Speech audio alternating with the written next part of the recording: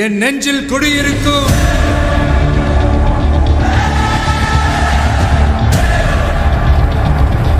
உங்க விஜய் நான் வர. தமிழ்நாடு வனத்துறை முன்கள பணியாளர்களின் பயன்பாட்டுக்காக கொள்முதல் செய்யப்பட்ட 54 புதிய வாகனங்களின் சேவைகளை அமைச்சர் ரஞ்சித்குமார் தொடங்கி வைத்தார்.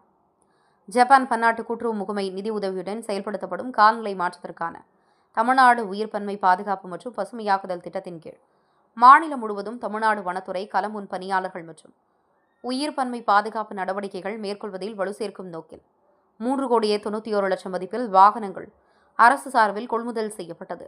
இதனை சென்னை கிண்டியில் உள்ள சிறுவர் பூங்காவில் நடைபெற்ற நிகழ்ச்சியில் அமைச்சர் ரஞ்சித்குமார் கொடியசைத்து வாகனங்களின் செயல்பாட்டை தொடங்கி வைத்தார்.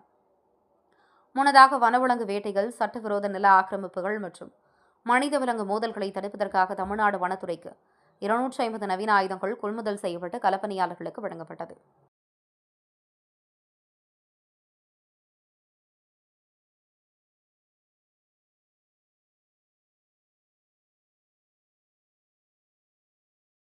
என் நெஞ்சில் குடியிருக்கும்